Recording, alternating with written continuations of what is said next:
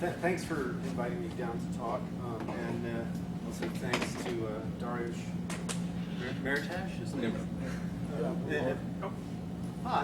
Okay, yeah. Didn't recognize you over there. That's right. Yeah. For putting me in touch with Nimrod. Before I get started, I kind of want to get a sense of how many people have done functional programming. Sort of, kind of. Yeah. How many people have experience with Scala? Maybe like a little taste of it. Oh wow. Okay. So this is going to be kind of interesting because I'm diving right into the Scala syntax without a lot of explanation. In fact, if you go look on the web now, it's been a cottage industry for the last 24 or 36 months to explain monads to the masses. So I'm not even going to do the normal sort of explication of monads, and just really refer you guys off to that. In fact, what I want to do is to dive in with really what I'm passionate about, and then maybe we can kind of get at it intuitively and then sort of sneak our way into the technical details. But I've been thinking a lot about a revolutionary approach to semantic search. And it's taken me about 5 years to work out the details. That's typically the time scale I work on. BizTalk took me about 5 to 7 years to work out the technical details. To give you a sense of what I mean by revolutionary, these are the kinds of queries I'm interested in tackling. And I'm interested in tackling these queries precisely because they have direct relevance to the biotech pharmaceutical field. So, for example, there are things in the cell that are related to the kinds of proteins it produces in response to environmental stimulus, and those are things called signaling pathways. And so it turns out that there are now a bunch of boutique databases, the Kyoto Genomics Database, Reactome, Biopsych, etc., that have grown up with these ad hoc models of what are called regulatory networks. Unfortunately, these are based on names. So if you're a biologist and you're looking at the citrate cycle and you don't know that KEGG calls it the TCA cycle, you're shit out of luck in terms of your queries. And usually what those guys look at, they're looking at epidemiological data, they're looking at data that's really down to the details. I drop these chemicals in, I see this output. If they could name the pathways that were involved, they'd say ship it. Here's the drug. In general, they don't have that kind of information. So they're looking for search at a much higher level.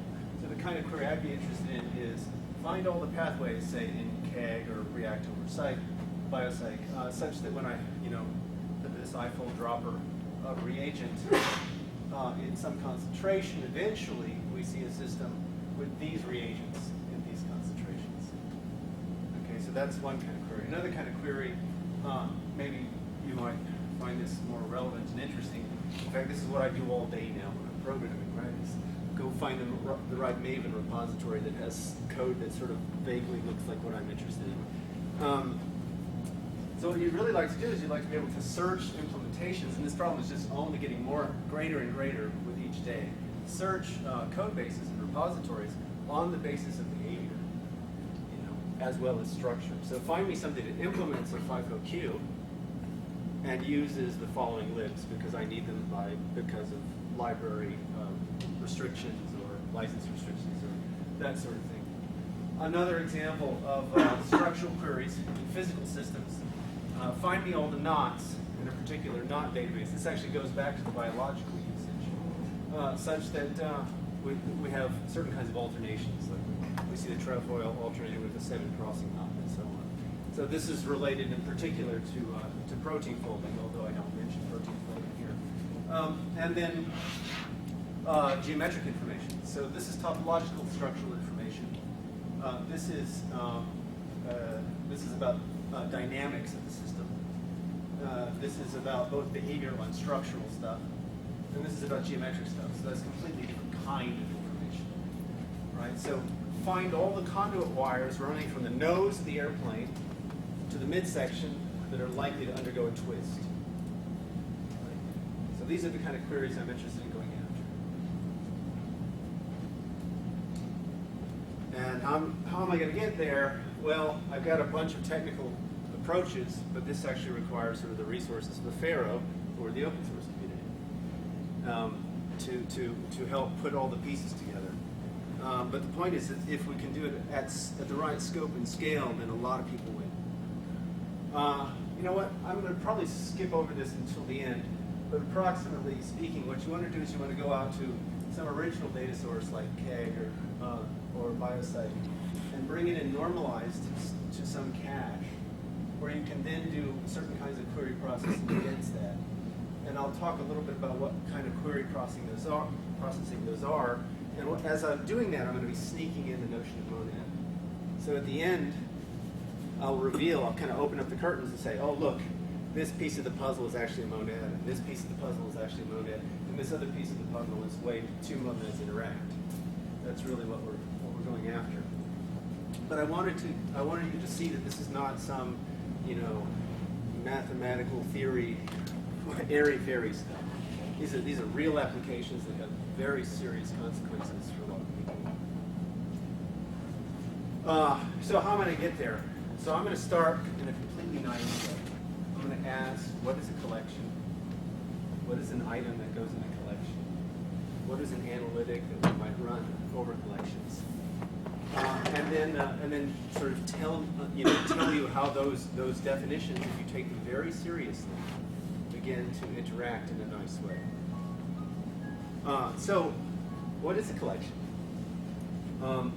So back when we were studying undergraduate math, a collection was anything we could put between squirrely braces, right? Then we all get jobs in computing, and it's anything we can get at with a select where statement. And then along comes these interesting languages. You get Haskell, you get Python, C#, F#, Scala, XQuery. And the difference between these two ideas starts to blur. How many people are familiar with the notion of comprehension from Python? Okay, so this is not new stuff in that regard. So this syntax is not terribly foreign for most people. It's all just different concrete syntax for the same idea. Find me all the blahs such that the following conditions hold. That's really what's going on. And it turns out that the reason this has become a key language feature in a lot of the modern languages is because some very clever people in maths and computing have seen some patterns that kind of unify a bunch of stuff.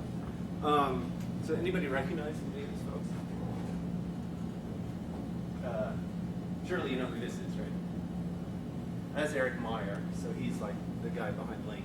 Actually, there's a guy behind him, and that's Brian Beck, who turns out was my partner in crime in building his talk. This is Anders, another guy behind Link. He also did C#. These two guys you might not know. That's Simon Peyton Jones. So he's the culprit for Haskell, GHC in particular, the Haskell compiler. And this is Phil Wadler. I don't know how many people know who Phil Wadler is? Okay, so Phil Wadler is a big sort of functional guru, and he's the guy that first popularized the notion of monads. So it's precisely because of this guy that monads sort of made it into the computing sort of idea space or cloud, and he did that because this guy over here was digging through the category theory literature. Yeah. I hope I'm not the only one, but could you give like a concise definition of the term monad as you were using it? I will do. It's on its way. Okay. It's a suspension. No, it's a good question, and absolutely. Let's use a little bit of a narrative suspense. This guy here was digging through the category theory literature and said, aha, this idea of monad, this looks like the right tool for structuring these problems I have in computing, right? And so he wrote up an interesting paper that this guy then picked up And that's sort of how it came to be sort of a centerpiece of Haskell. What is that guy's name? This is Eugenio Monge. Okay, you know, we can just quickly skip out just real quick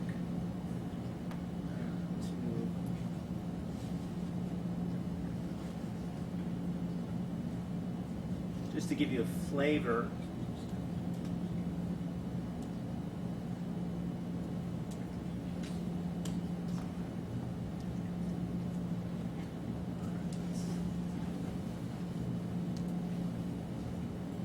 Just to give you a flavor, and then I'll go back to the regularly scheduled presentation. So maybe you're familiar with the idea of trait. Roughly speaking, this is interface. And essentially, a monad is a parametrically typed interface that supports an idea of map. So you can think of this as like a kind of iterator. This is an iterator plus collapsing. Okay, if that makes a certain amount of sense. Like if you're familiar with, oh gosh, what was the map C in Lisp? This is sort of like that. Is this reduce? It's like map cons. It's not quite reduced, but in the same ballpark. Filter is actually sort of a bonus that you don't actually have to have it. But for Scala, for the specific Scala notion of monad, this is sort of what you want to provide. Over in Haskell land, essentially there are two maps. There's a notion of injection. So you give a monad. You can think of it as like a box. Okay, it's like a generalized. What a monad really is the appropriately parameterized notion of composition. That's the essence of monad, right? In the same way that the notion of group and group theory is the appropriately parametric notion of symmetry, this is the appropriately parametric notion of composition. So if M is your box, if you have things of type A, then you need to be able to put them in a box, and that's what return does. Okay? And then if you have something that is an A inside a box, and you have a procedure that takes A's and turns them into B's in a box, given those two things, you can produce a B in a box. Okay? Another way of saying that is, which I prefer. So this is your box constructor here, right? This is sort of a universe of computation. Think of it that way. The unit is just this idea. I can put things inside a box, and this is a lot more like the flat map idea. If I've nested my boxes, I can flatten them down into one box. And you all understand this idea, right? If I have a list of lists, there's a canonical way to flatten it. If I have a set of sets, there's a canonical way to flatten it. Does that mean you just have the leaves when you get done? Oh, you have the set of leaves. The set of leaves, correct. There you go. Okay, so those are three different ways to think about the notion of monad.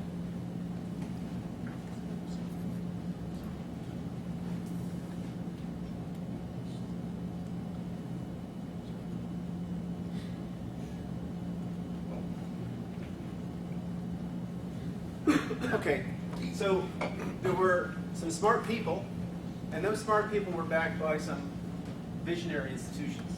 Well, not all of them were visionary.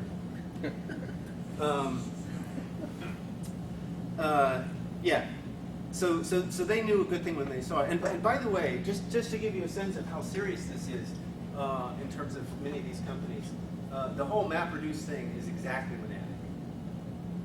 So much of what is powering Google is a concrete, heavy-duty implementation of the notion of monad. Okay, so the fact is that these two different syntaxes are really just different syntaxes for one underlying idea, which is this appropriately parametric notion of composition. In terms of concrete syntax in Scala, you write it out this way. Whatever D is, I'm gonna think of it maybe as a data source. I can suck stuff out of that data source.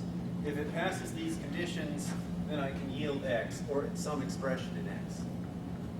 Okay, and we can go through how we sort of translate that down to more primitive notions, including map, flat map, and filter.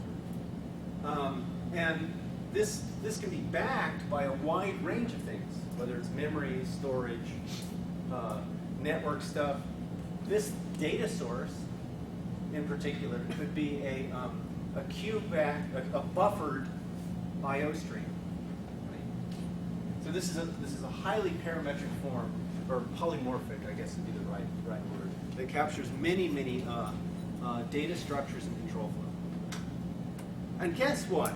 What is really at the heart of this idea is a notion of collection that we've been kicking on for the last 100 years. Anybody know who that is? Just out of curiosity. That's Georg Cantor, the guy who invented set theory. He's the guy who's actually responsible for this notion of collection, for this way of formulating the way we think about collection. And it was just much more abstract than sets. And it took sort of expressing it in category theory before we began to see, the way we think about queries, the way we think about collecting things, these are all the same. And you know what? That SQL idea is still the same idea, right? And we've been kicking that tire for 30 years of enterprise computing, right? So the reason I pound on this point is because this is not some airy-fairy theory. These are ideas that have been QA'd by 100 years of mathematics, 30 years of computing in the enterprise, and now have 15 years of realization within what are coming to be mainstream languages like Haskell, F#, and so on.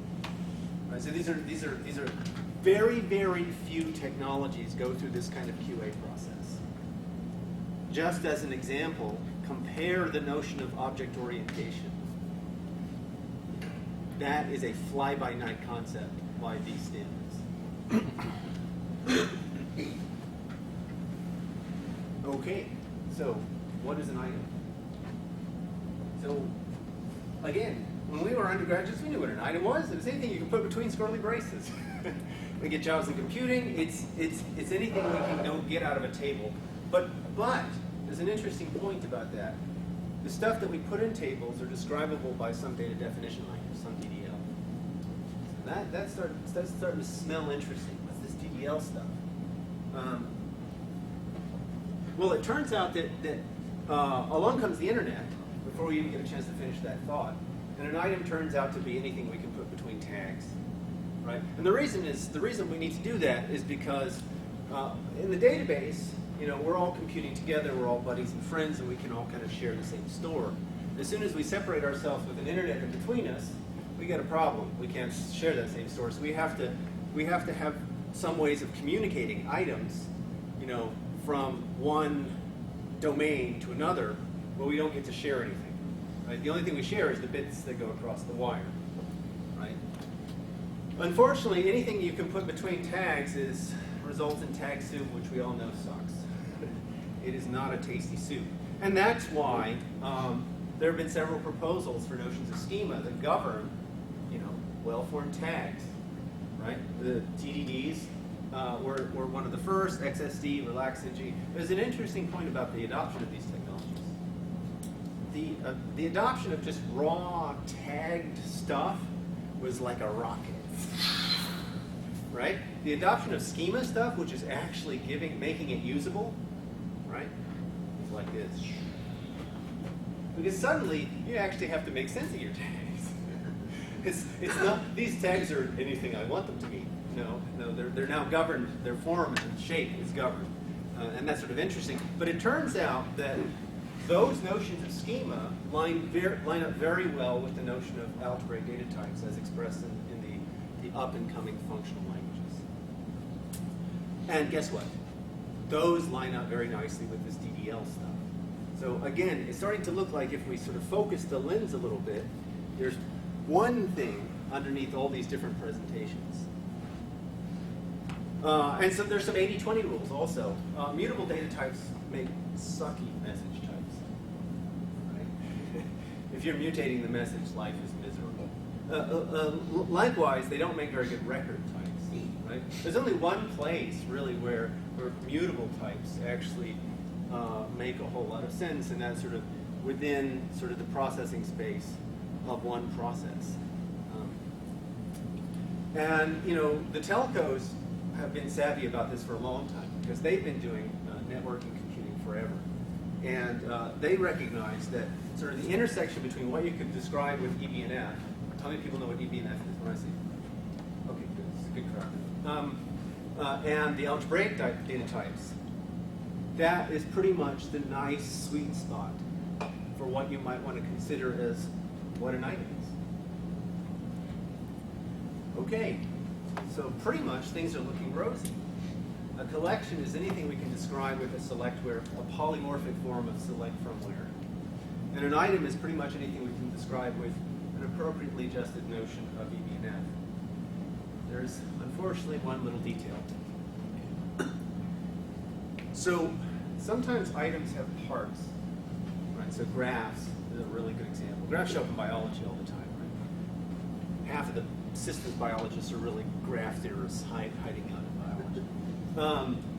And graphs have, you know, these part lists, these vertices and edges. And if you're looking at interesting graphs, sometimes there's so many of these vertices and edges that you don't want to describe, you don't want to laboriously list them out.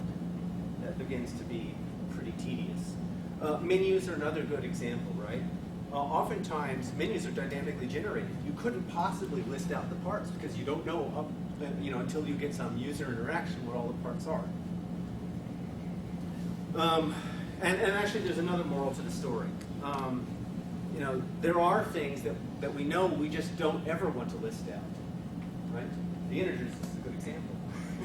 We don't want to list out all the moving parts of that data type. But we can if we're appropriately lazy. This is sort of a lazy version of an integer stream using Scala syntax. You could probably write out the Haskell. So that's one, but we also know that the Web 2.0 is teaching us something that initially looks small, like characters, a character array limited to 140 characters. Starts to get kind of interesting and valuable when you iterate it. So I take this 140 characters and I iterate it into a stream, and then I bundle those streams. I bundle those streams. So here's my stream and the streams of my followers. And then we can start mining them for common patterns. So how many people have used Twitter? Oh, interesting. Facebook? All right. So you kind of get the idea. Whether it's Facebook or Twitter, you can start looking at what are the hot topics, right? And guess what? Here's a select for where that mostly encodes exactly what you'd like to do to calculate a hot topic.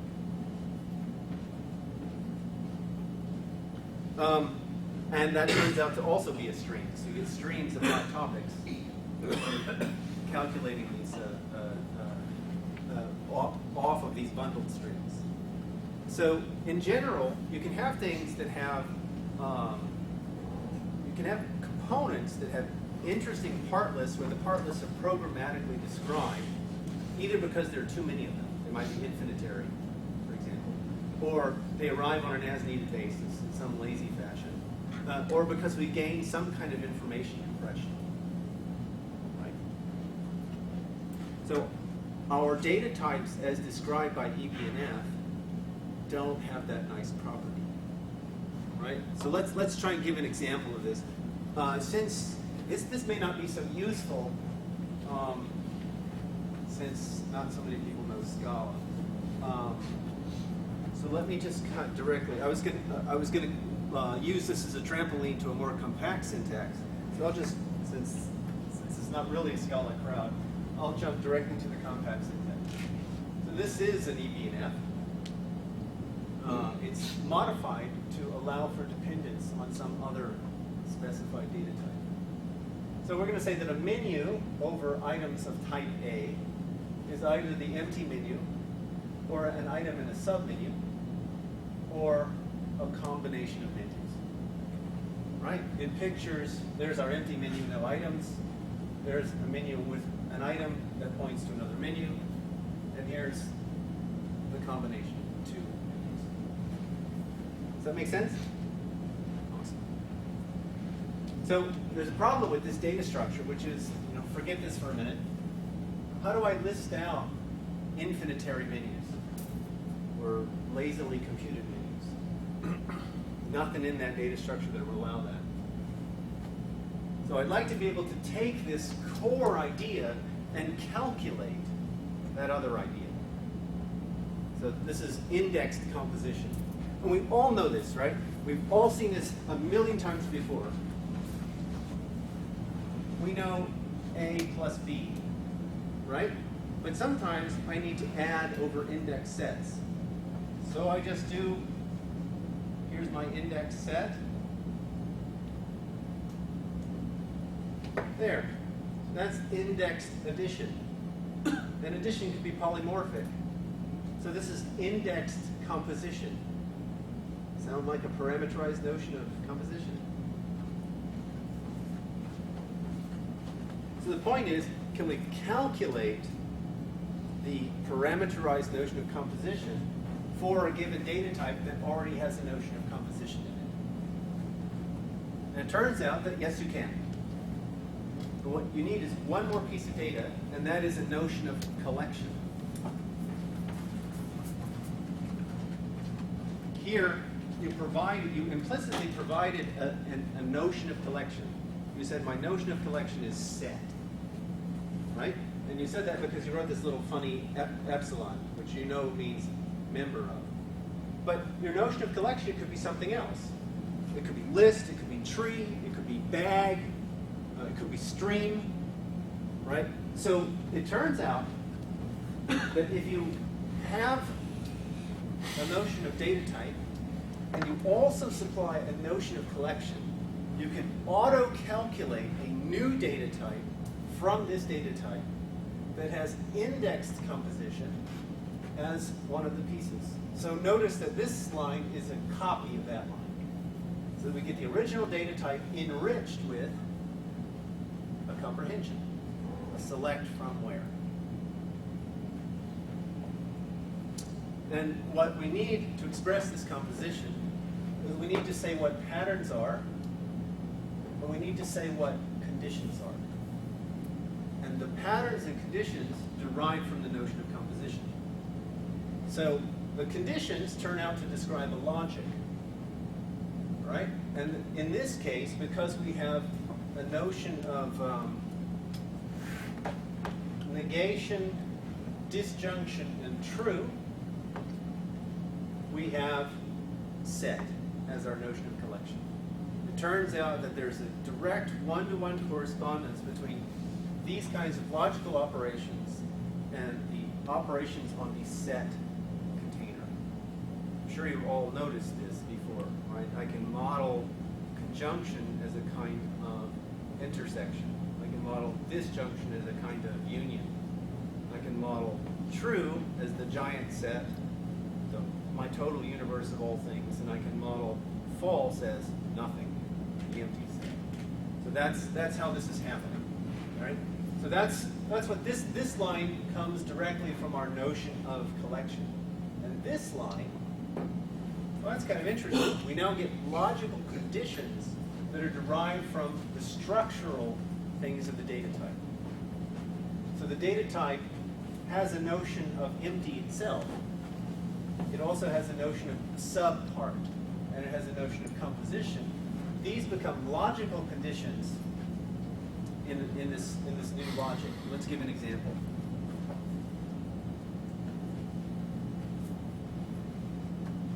So find me all the list of items plus submenu, such that you've got give from some menu M. So here's some menu M. Find me all the items with their submenus such that M decomposes into a left and a right, an item with a submenu that has a left part and a right part, where R, the right part of that, is not empty, and L is not empty. This is a slightly more sophisticated statement than that, but for our purposes. So if this is our menu structure here, right, notice that this doesn't have a submenu, this doesn't have a submenu, right? So we'll actually filter this down. We'll project this whole menu structure down just to this one. So this one-liner gives you a projection property that is global across these structures. So that gives you a sense of the expressive power of our new data structure. Yes? When you're in your example here, what exactly does it mean to say that the menu has a left and the submenu has a left and a right part? So what it means derives directly from what it means to say we can compose menus. The logical condition turns into, and I can decompose menus. So I need to be able to look at the menu and see, does it have two pieces, right? If it's indivisible, there's only one thing in it. It does not satisfy this condition. It turns out, you can go off and calculate for yourself. I've given you a hint as to how to write a one-liner to express the primes over the monoid of the natural numbers plus multiplication. You can take this very same thing, generate a logic over that structure, right? And then generate a one-liner that catches the primes. What do you mean by projection? So notice that we start with this structure, and then we end up with this structure, which is a substructure of that one. Right? We've picked out a piece of it. So that's what I mean by projection. Sort of, it's more specific than that, but that gives you an intuitive feel. Okay, so just some high-level points. So which part was the analytic? We're getting to that. Good question. Well, Right, the other question. So what is an part is the analytic? analytic? An analytic, I claim, is essentially a combination. Yeah, so this is an instance of an analytic. And sort of the radical proposal here is that an analytic is always a combination of data and program. Right? So our data structure QMA is calculated from MA. You don't have to worry about this. This is a bunch of math gobbledygook.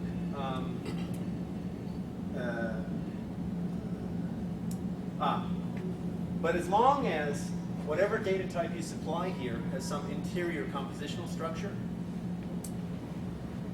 we automatically get compositional structure, indexed compositional structure, like over there. So that's pretty powerful. Again, I just want to summarize. Data type plus collection gives you data type with built-in indexing, plus a pattern language, plus a logic. So this is a factory for producing these new data types. Okay, so the summary, remember what we said. A collection is anything we can write with a comprehension. It turns out, as Wadler has taught us, that anything we can write with a comprehension is effectively given by a monad. So let's call that monad C. An item is anything we can represent with an EB and F. Guess what? It turns out that anything we can represent with an EB and F is effectively given by a monad. Let's call it G for the grammar. Okay? Then an analytic is effectively given by a distributive law. What does the distributive law do for you? It witnesses turning collections of items recognized by the grammar. So you've handed me a collection, and you've guaranteed me that that collection is of type G. Right? So anything that's represented by the grammar G, that's what I'm going to find if I open up my collection. So now I want to turn things that look like that into things that look like building my grammar over my collections. Right? So if you go syntactic, don't think of this, the meaning of plus, just think of this as an expression. Right? Then I can easily turn something like this into something like this, A plus B, where this big A is really a collection of little a's. Right? and the big B is a collection of little b's. And then we know precisely what that operation means, right? It could be pointwise addition, for example. There are canonical definitions that are consistent with our usage in context. And that's what the distributive law is giving you. Now, the other piece of the puzzle that's interesting here is that the existence of the distributive law for reasonable notions of collections, what do we talk about? We said the reasonable notion is a monad, and reasonable notions of items is the generalization of Todd's theorem, which is that SQL is sufficiently expressive to capture everything. Right? So again, we've talked about SQL, we kicked the tires on SQL for the last 30 years, and it seems to hold up great inside the enterprise. Well, this is part of the reason why it holds up great, and is going to keep holding up great for the next 300 years, because it's an extremely powerful idea when you make it polymorphic. Okay, so let's compare this with existing capability. So the capability is strictly richer than what can be done with link. The little analytic I gave you, that you see an exponential blow up if you try to express this in link. So my friend Brian and I sat down and looked at some of these examples, and link falls to its knees. Whereas we can do this in... When you say exponential blow up, that's in what it actually tries to calculate to come up with a finite result. No, if you just turn it into the expansion of what you'd have to write in link. Oh, so you can't even write it. You can't even write the program. You can't write it down. You fall over in terms of what you need to do to express it in link. Okay, I see. Okay? But it turns out that this queue procedure that we've just described extends to behavior of predicates. So what do I mean by that? Your grammars don't just have to describe static data structures like menus or graphs. They could describe other kinds of things like terms in a programming language. Remember my example from before. I want to go find Java programs in a repository. Well, Java programs do what? They behave. You feed them into a virtual machine in the appropriate form and they behave. Right? So I can then ask questions like, will this program behave in this way? And this procedure smoothly extends to those kinds of semantics. Link can't do that at all. Yes? So when you say link can't do it, aren't you basically saying that any link or SQL or something like this cannot handle graphs? No, I'm not saying that.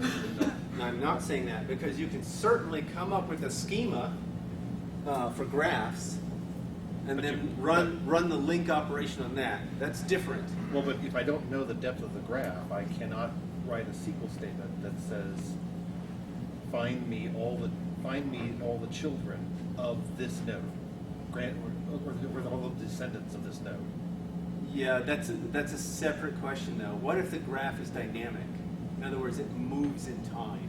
You don't have the same graph the next time you inspect it. But I'm saying I don't know how deep it is, so therefore I can't write the SQL. Right. So that problem becomes you can get around that with link, but because link is polymorphic.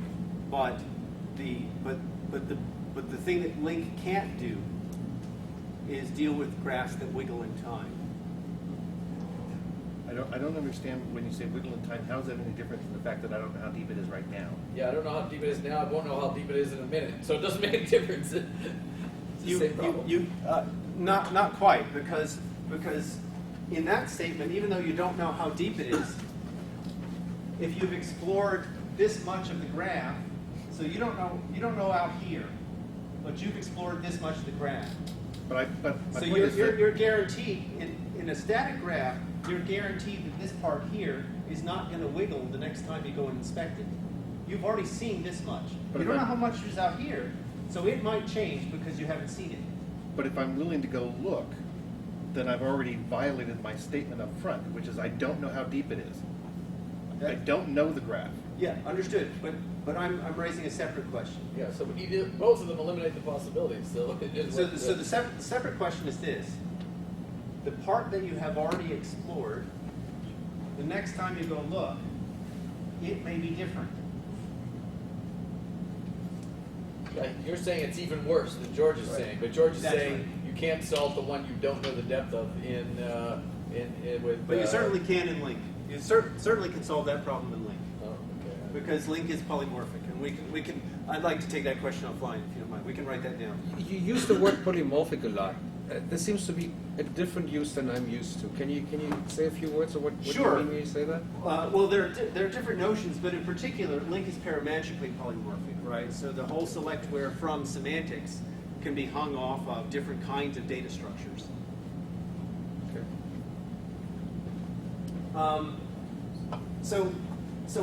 But we can do even more than that, right? It's not just that we can smoothly extend this to things that move in time. It turns out that the semantics is independent of the means by which the constraints are solved. So what do I mean by that? Remember, we generated this little logic language that we could then use as constraints in our comprehension, right? Select the blah such that some constraints. Okay? So how do we then solve those constraints? How do we find those data structures which actually fulfill those constraints? Well, the semantics is completely independent of how you do that, right? As an example, Oleg and some very, very smart Haskell programmers have shown that there's a natural way to give a backtracking solution. And you can do this generically. Okay? So if you wish to employ a nice backtracking solution, it just falls out. But there's nothing that prevents you from using a special purpose solver. So if you happen to know something about the constraint language you've just generated, for example, it's integer programming or mixed integer programming or LP or some flavor of dynamic programming that you have a really, or satisfiability, if it's any of those things, there's solvers out on the web today that you can go grab and fit to your domain. And there's no reason why you can't just plug them into this. Okay?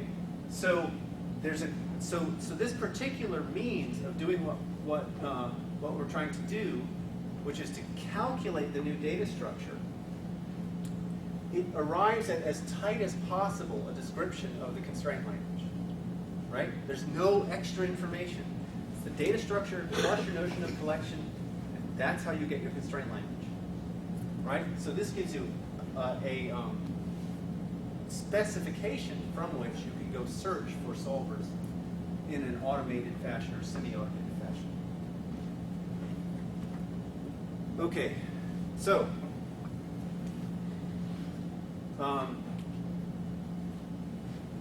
it turns out that if we remember our aim, what was our goal? I wanted to go after these semantic level queries. It turns out that a bunch of my buddies over in Process Algebra Land, and you can go look this up at your leisure, have found nice ways to encode these signaling processes inside the process algebras. So what I do is I take my term language, Monad, so that turns out to be Milner's pi calculus. That was the thing I put underneath BizTalk, by the way. My collection Monad, well, that turns out to be a certain flavor of sets.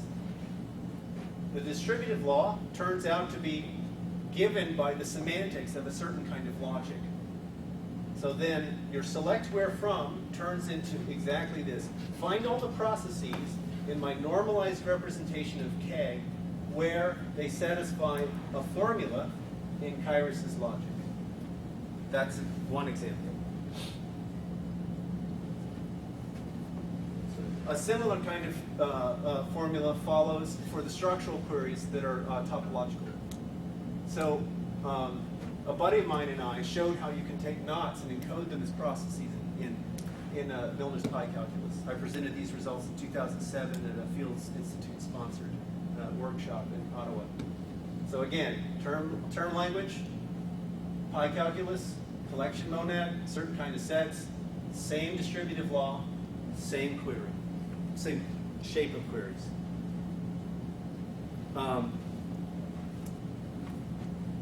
We can run exactly the same program for Java. It turns out that Berger, Honda, and Yoshida have given at least a toy version, semantics for a toy Java in terms of what are called strategies and games.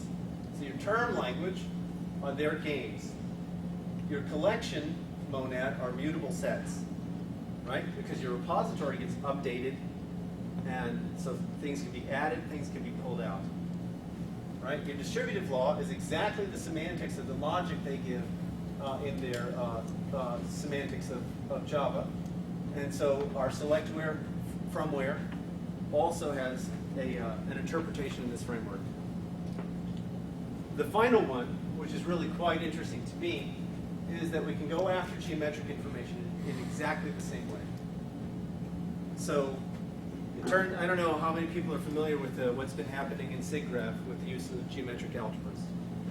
But the geometric algebras right now are the darling of both the graphics world and the physics world in terms of representation of geometric information. In fact, it's gone so far that people are looking at special processors, hardware acceleration for geometric information based on the Clifford algebras. So the Clifford algebra is your term language monad. Again, we want to put this in a database that we can update, so this is effectively mutable sets. So my buddy Beckman and I have looked at the distributive law for exactly this setup, and once again, we get the same select where from query. So the design pattern works, at least in principle, for all of these domains. And that's what I was representing with this architecture here. So, here's a bunch of references. Questions? So, did you not make some reference at the beginning that we did not need semantic web in order to dig out this information? That's correct. Because, but it's if we can encode it into our little database, we can map across it. Well, the semantic web guys figured, well, you better make up these columns, or the equivalent of, you know, No, the semantic web thing is based upon metadata, right? The problem, Sure, yeah, but there's no metadata here. There's no use of metadata at all. I start from the original data structures. So, for example, we start with... And you encode it, which is like generating the metadata. No, it's not. There's a big difference. The encoding is merely a transformation to a slightly different representation. I'm not adding information. For example, let's get more specific and detailed. If you can encode it, we can search through. So if we look at the way the pharma people have looked at annotating information about proteins or signaling pathways in the XML representations, what we are clearly seeing is human beings looking at protein names and adding, oh, okay, you know, this refers to this is this kind of data. They are strictly adding information, right? This is a transformation. There's no addition of information. So if you have a representation of trees using sets, for example, there's a natural way to represent trees as sets. If I then take that representation and turn it into a representation where I represent trees as lists, there's no addition of information, and I've lost no information. That's what this procedure does. I start with the original information source, I shuffle some things around so that they're easier to access in an optimized way, and that's it. Metadata of the kind that we were looking at, for example, in the pharmaceutical, in the W3C conference in 2004 on semantic web for biotech, that's strictly additive information. The human being has to sit there and think about it like this, right? Here's the analogy that I put forward to exactly that marketplace at that conference. You walk into, or it used to be, you could walk into a record store, and the record store has kindly organized all the musical information for you, right? So they put things in categories like rock, pop, jazz, etc. That's the equivalent of a human being adding information. Putting a tag on it, for example. Putting a tag on it. That's exactly right. So I now have purple. I have the Kronos Quartet playing Jimi Hendrix's Purple Haze, and I need to go talk to the representative to tell me what bin I go look in, right? And in fact, it's worse than that in the pharma world, right? Because by the time they've added any of this metadata information, the whole notions of genes has changed. Like they've just now spent 18 months annotating some database with metadata, and the whole world has changed, right? All the papers say, no, that metadata is completely out of date, it's useless, and we haven't accounted for the human error in adding that tag information in the first place, which is a huge contributing factor into the processing of these things. Now let's compare that to other kinds of queries that we can get directly from the recordings, which by the way are web accessible. I can walk up to the waveform data. I don't add anything, I don't take anything away, and I use some signal processing. What do I do? Well, with signal processing, it's easy to check to see whether or not the majority of the piece is in A-flat major. With signal processing, it is easy to check. That doesn't put it in either of those categories. That's right. That's exactly right, because those categories are not objective. They're completely subjective, right? What I can do is I can check to see whether or not there is a high likelihood that there's a string base in the instrumentation. I can objectively check whether the piece. What are we searching for in this example? Just the occurrence of those people playing yet? You're trying to find it? First, you're just classifying. That's right. That's What? exactly right. There's no human. I'm classifying. I'm now being able to provide information. So if I'm a DJ and I want to make a transition from Because one people piece, call up and ask for F sharp all the time. No, they ask for a purple haze. if I'm a DJ and I want to make a smooth transition from this piece to that piece, I can ask objective questions. I need to now go chill. So I need to go from a piece that's 220 beats per minute down to 60 beats per minute. I can look at the data and objectively make that determination. Well, I think what you're reacting to is using semantic web structures to provide metadata which can be derived objectively, but is not being done so, as opposed to, I think, what you're talking about, which is there is another category of semantic information which is inherently subjective, like is it rock? Exactly. And that, I think, your stuff isn't talking anything about that. That's correct. That's something that a human would still have to come along and provide. That's correct. But if you have metadata that could be objectively derived, then by automating the derivation of it, that means if the definition changes, you don't have to go relabel everything. You just change your algorithm. That's exactly right. And in fact, you can classify things under rock because you can look at the things that have been labeled as rock and see the similarity between those things. So these can be your categories that you generate too, and they're dynamic. Yeah, because you've got your wiggly graph. That's right. That's a higher level of semantics, right? But you just keep building on it, right? That's right. That's exactly right. It's But, that's right. But fractal. Exactly so. Exactly so. Yeah, that's a more robust way to go after that stuff. So there are two issues. Right? There's one about describing the query. Yeah. Right? So then you have to have how am I going to compose the query and other responses. And then there's an execution of What's that? Yes. So are we talking more about the defining, like how am I going to define these queries? Yes, that's probably. Is it about the execution? It's about both. It's about both. So what I give you is a brain dead semantic, which in most cases will not be optimal, will not be sufficiently optimal to execute in reasonable time, right? But we know that in most cases we can narrow down the constraint language to the place where there are solvers that people have been pouring brain trust into for the last 25 years. And the semantics is structured and factored in such a way that you can pull out the stupid semantics and plug in and optimize semantics. So let's say, in the case of that Java program, let's say I'm looking for a Java program that can add two numbers. Would that be a For example, right? So I have 10 programs here, and I want to.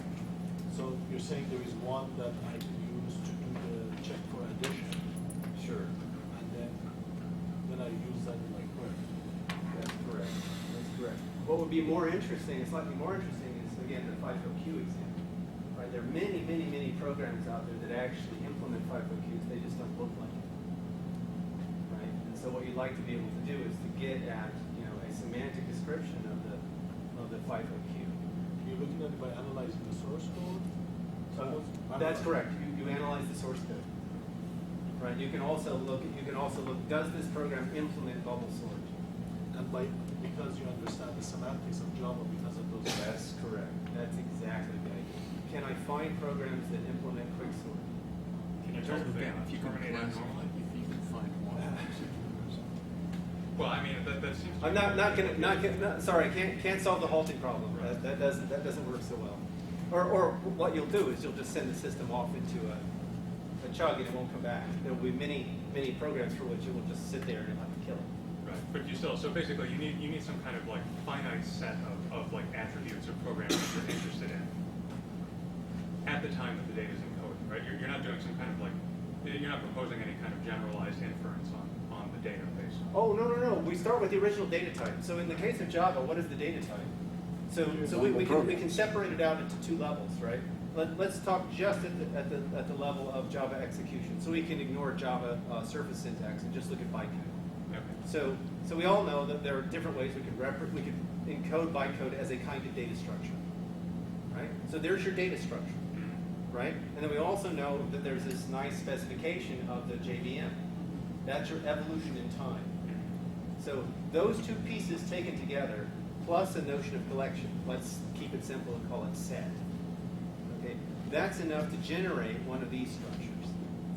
So you can now go look for sets of bytecodes that evolve in a certain way. It'd be useful that would require the searcher to be able to say, here's the set of bytecodes that I think represent a FIFO. That's right. Not useful. Yeah, but that's why you want to be able to take these structures and factor them through transformation steps. So what's one common transformation step from source code to bytecode? So if this is the reason we use category theory is to have nice preservation properties. So what's the preservation property here? As long as we guarantee that we preserve the semantics from the surface syntax, in other words, our transformation is functorial, then we can act on the surface syntax rather than on the bytecodes, and that's why I made that separation. So you can pull your query semantics through the bytecodes back up to the surface syntax. Which if I had the ability to write the Java code for the FIFO, why am I searching for it? Well, it seems like to be able to write a search, you have to know what the search results are going to look like. Oh, no, you don't have to do that, and that's why I gave you this one-liner example. And there's a corresponding one-liner example for primes. You don't have to know what all the primes look like. You can write down nice properties at a much higher level. This is like a way to think about it is it's like logic programming, right? Your logic program doesn't know what the shape of all the solutions in the solution set are. It's at a much higher level. That's essentially what this procedure is doing for you in an automatic fashion. I mean, it's not very far off from the Prolog semantics, and it has a lot of similarities with a data log, for example, where you essentially marry Prolog semantics to it on top of a database. That's the spirit in which this sort of proposal is to be thought. Any other questions?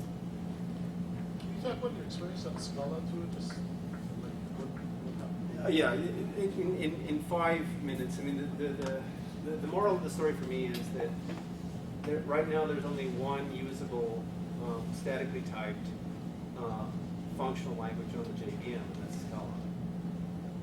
Clojure is not statically typed. Cal, which is an implementation of Haskell, doesn't have good interop with Java. It's sort of, unfortunately, very painful to interop with Java libraries. So there's no good, industrial strength, statically typed functional language on the JVM except Scala. Scala has tons of words. I mean, but basically, of all the languages and all the possibilities out there, it's the only game in town right now. And also, Scala is the only one with a robust web framework. In fact, there's several web frameworks that are out there. So why is static typing important to you for this problem? Well, static typing in general is important to me when I'm writing my own code. Okay. Because I like having the compiler tell me. No, I agree with you, but it's not essential to this. Well, I mean, types are actually threaded all through this. Right, I see. In the world of Java A programs, monad is actually a new type. you've gotta right? That's exclude right. that one. Monad is a type constructor, and then a monad transformer is a type constructor. Yes. But what about a strongly typed to a dynamic language like Python? You know, I can't really speak to that because I haven't used Python in anger. I don't really like dynamic languages. I never have a great deal of use for them. And I can do pretty much, with the Scala structural types, I can do pretty much anything that you can do with a dynamic language in a statically typed fashion. And that's really important for me because I'm just too stupid not to have the compiler tell me when I screw things up and have to spend just like hours. And also I find that when I'm working with a bunch of other developers in a dynamically typed setting, we just hit a brick wall, right? It's like, it's like I use types as much to navigate code as I used to you know, like enforce correctness on the code. It's like I want to be able to look at this code context and say what it does. You know, when I'm looking at a block of Ruby code, I'm like, oh no, someone could have monkey patched this. Where is that? So. Interesting. All right. Well, any other questions, folks? Yeah. Please. What Scala is lacking, in your opinion? Well, I can give you, it's got a lot of cruft. And let me give you one tiny example.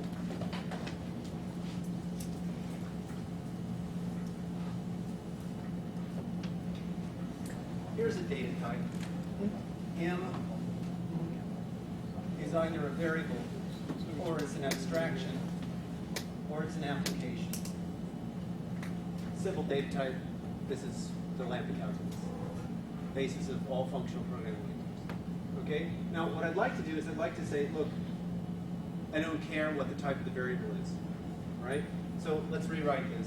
M is dependent on the type X, where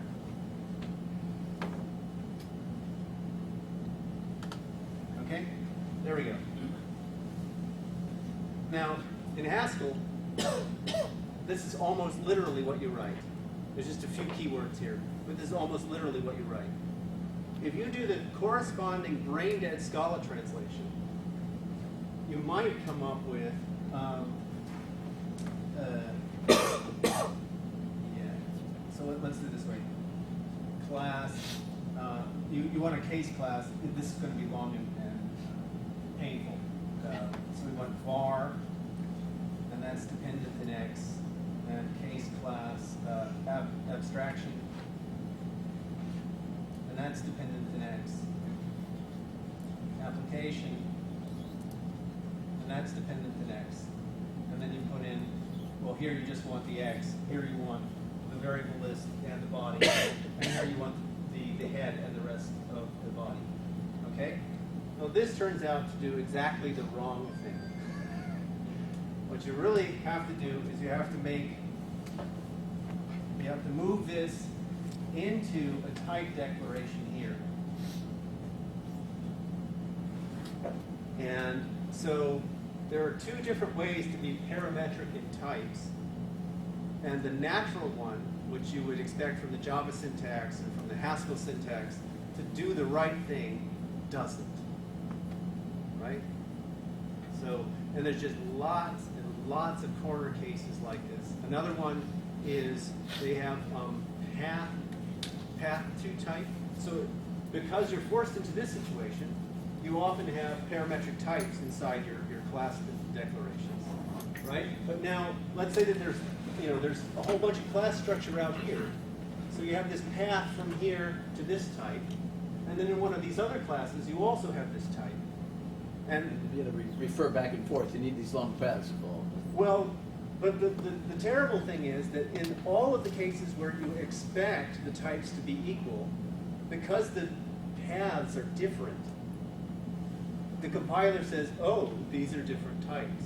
So in the normal intuitive 80-20 rule, the compiler is constantly complaining at you. So even though two paths will lead to what you think is the same declaration, The same declaration, he says they're really actually different because because they're different paths, that's They right. started at a different place. That's right. So that sucks. But I'm just telling you the evils right? Most of the time, if you're writing sort of stupid code, you know, sort of the real sort of straight line, stupid functional programming, which is mostly what I do, Scala does the trick, and it's fast, and oh my God, it's so much better than writing Java. You know, it's like no RSI.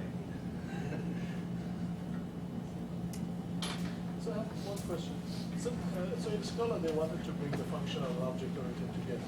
Yeah. So there's a Java syntax for this object-oriented, and then there's a functional programming of the Haskell syntax that everybody likes.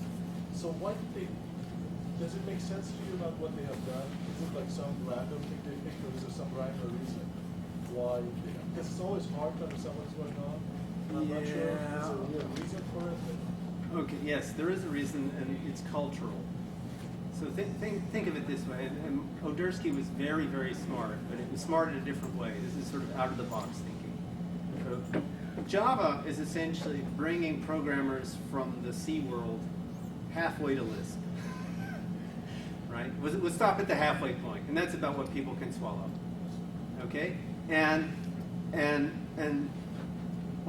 Scala is about bringing the Java programmers halfway from Java to OCaml, right? Which is or think of a standard ML. Don't think of OCaml.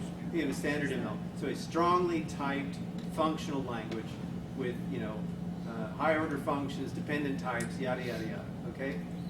So what it does is it does a rational reconstruction of the notion of object to help people with the transition. The fact of the matter is the OO technology has never paid off in terms of its promise. There's no good reuse that isn't 10 times better with the functional structure. And so that's just test it out over time. Test it out over time. So what it is it's this halfway house to help people trampoline into better abstractions. And the language suffers miserably. All of the stuff that it does to keep some reasonable semantics for objects just adds more cruft and complexity to the language. Do you find that you use them at all? I try to stay away from as much as possible. There's some places where there's no choice. In other words, the disjunctive types, like in Haskell when you have the vertical bar, All right. So you have to do that as case classes. There's no other choice. So if we keep bringing Java developers halfway to... You'll never get there. Paradox. That's right. Well, the funny thing is that, eventually Achilles does catch the tortoise. Oh, you see it there. The Xeno programming language. Oh, Jason. Every All right. version we bring them halfway farther too. Thank you very much.